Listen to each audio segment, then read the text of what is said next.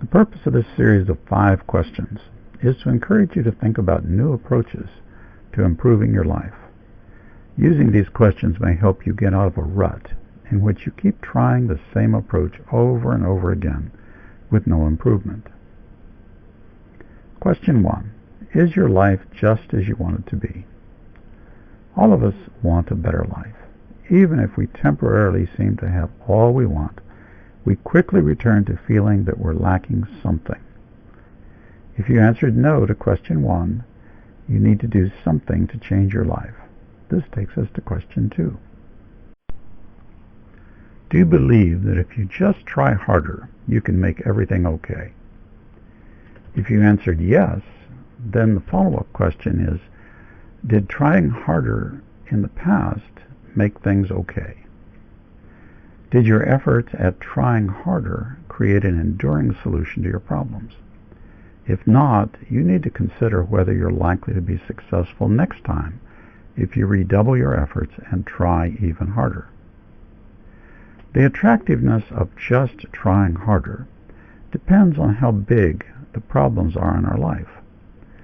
When our life is going pretty well, we believe that by just trying a bit harder, we can close the remaining gaps. On the other hand, when our lives are in deep trouble, for example, we're out of work, we're facing divorce, bankruptcy looms, or we're threatened by serious illness.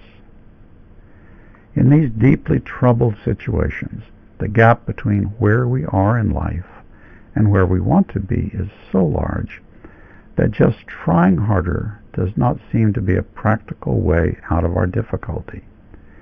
People in deep trouble are more likely to be receptive to new approaches to solving their problems. If you answered no to question 2, then you're saying you are receptive to doing something different other than just trying harder. One reasonable alternative is to change who I rely upon to manage my problems. This takes us to question 3. Would your life be okay if somebody gave you perfect love? This question opens the possibility of relying on another person to meet my needs. Perfect love is something radical. It means a love that is, number 1, unlimited in its size and scope. A love big enough to cover any problems I have. Number 2, unconditional. I don't need to meet any goodness criteria in order to receive this love. I don't have to earn it or pay for it. Number 3, forever. This love will always cover me. It will never be taken away, not for any reason. A love smaller than perfect love could be better than nothing, but it will ultimately disappoint you. Being blanketed with overwhelming, perfect love can make our lives okay, even though we still have many problems. For example, we may have very little money, but if our home is filled with perfect love, then our home may still be full of joy. If health problems threaten us, then being surrounded and covered with perfect love may make the situation more tolerable. If you answered yes to question 3, then you need to find a source for the perfect love that you need. Let's proceed to question 4. Can you get somebody to give you perfect love if you try harder?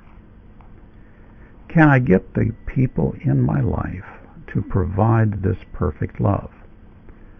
Perhaps I can try to treat people better. Perhaps I can find different people to give me love. Unfortunately, trying to get people in my life to provide perfect love is never going to work. Other people are flawed, just like me.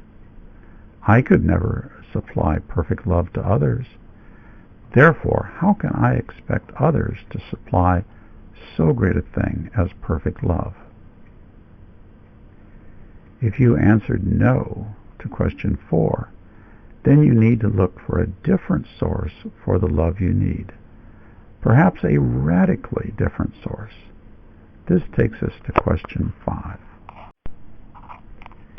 Jesus offers the gift of perfect love. Will you accept it?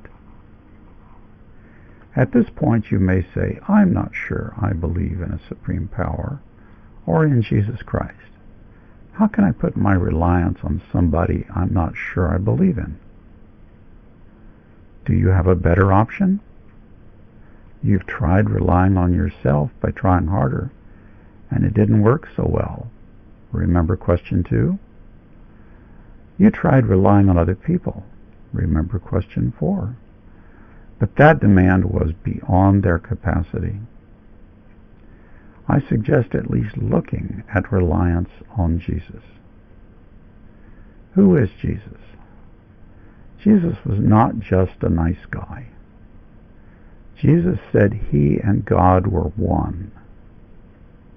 John 10, verse 30. Either Jesus is who he says he is, or he is a complete fraud. Please consider the possibility that Jesus is in fact God. The benefits to you if he's telling the truth are great, and the loss if he is not is small. I suggest Googling Pascal's wager to understand the logic behind this choice. Jesus promised to give me perfect love if only I would believe in him. John 3, verse 16. No other founder of a major religion made such a promise. All I need to do is accept his perfect love. He does not require that I earn it by any efforts of my own. Jesus has done all the work. I only need to receive his gift. Does this seem to be too good to be true in this hard, mean world? Through Jesus, our eyes can be opened to a new world that is fundamentally better than the mean world to which we are so accustomed. I personally have felt the perfect love of Jesus. Through this experience, I received all the proof of who Jesus is that I need. Feeling the reality of his love is proof far beyond what I could get from any stack of books or statements from important people. The proof is personal, tangible, real. Just as I have felt his perfect love, I hope you can feel it also. Let's review what this perfect love provided by Jesus is. Number 1, it is unlimited. It comes from the Creator of the universe, so it can be big enough to cover all my needs. No matter how big my problems are, his perfect love is big enough to cover them. Number 2, his perfect love is unconditional. I don't have to try harder. I don't have to earn it. I don't have to do anything but believe in Jesus and accept his perfect love. Number 3, his perfect love is forever. I don't need to worry about him withdrawing his love if I do something bad. Nothing I do will make him love me more. Nothing I can do will make him love me less. This assurance gives me great peace. His perfect love continues beyond my life here on earth. Jesus says he will hold me in his loving arms forever. Even after I die, I will continue to live with him. I'm suggesting that you follow the person who offers you perfect love, Jesus. Accept a close, loving relationship with the person of Jesus. Jesus asks us to abide with him. We can do this by reading first the Gospel of John, then the other Gospels, and the broader New Testament. Jesus' own words as recorded in the Gospels, will help us understand Jesus, who offers you and me perfect love in exchange for simply believing in him. I hope this discussion is helpful to you.